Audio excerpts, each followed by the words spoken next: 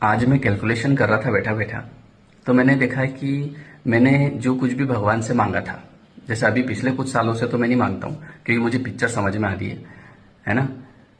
लेकिन जो पहले एक समय होता है कि जब इंसान मांगता है, अब इसलिए नहीं मांगता हूँ क्योंकि मांगने में हमेशा इंसान घाटे में रहता है ना, क्योंकि इंसान की बुद्धि बहुत छोटी होती है ना, वो छोटा सा मांग लेता है। तो मैंने देखा कि जब मैंने पहले भगवान से जो भी चीजें मांगी थी, भगवान एक बस एक छोटी सी नौकरी लगा देना कैसे भी करके, भगवान ये कर देना, बस एक छोटा सा घर हो, ये सब चीजें। तो अगर भगवान मेरी सारी इच्छाएं पूरी कर देता, जो जो भी मैंने प्रार्थनाएं की थी, अगर सारी प्रार्थनाएं स्वीकार हो जाती, तो शायद अभी जो भगवान ने दिया है और जहां मैं आज हूं वहां पहुंचने में मुझे कम से कम 100 साल या 150 साल लगते हैं वहां तक जाने में, उस हिसाब से जो मैंने भगवान से मांगा था।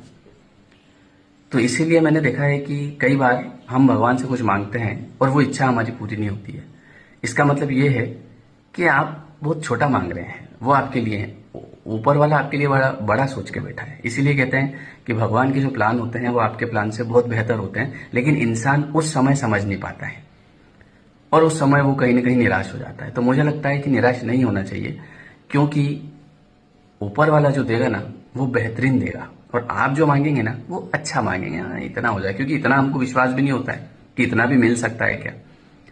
तो इसलिए अब मैं पिछले कुछ सालों से 4-5 साल हो गए बिल्कुल कुछ मांगने की जरूरत नहीं, क्योंकि मांगने में घाटा हो जाता है। तो इसलिए वो जो देगा वो बेहतरीन होगा, एक नंबर होगा, है ना। इसीलिए कहते हैं बिन मांगे मोती मिले और मांगे मिले ना भीख।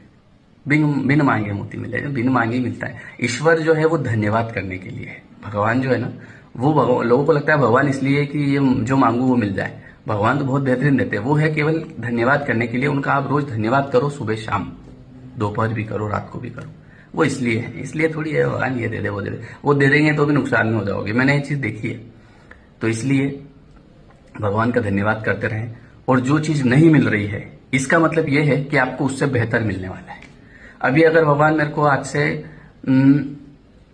10 साल पहले ले जाए, 15 साल पहले ले जाए और कह दे कि ये जो तूने उस समय मंदिर में मांगा था ये पूरा कर दूं, बाकी जो मिला है वो कैंसिल कर दूं, तो मैं खुद मना कर दूंगा, नहीं भगवान मेरे को नहीं चाहिए वो जो मैंने मांगा था उसको कैंसिल कर दूं। जितनी भी चीजें मांगी थी, जो जो भी मैंने कहा था ये मिल जाए तो बस कुछ नहीं चाहिए, मैं उसको तक कैंसिल कर दूंगा। आप बोले वो भी नहीं चाहिए मुझे, मैं आपके हिसाब से चलने दो सब।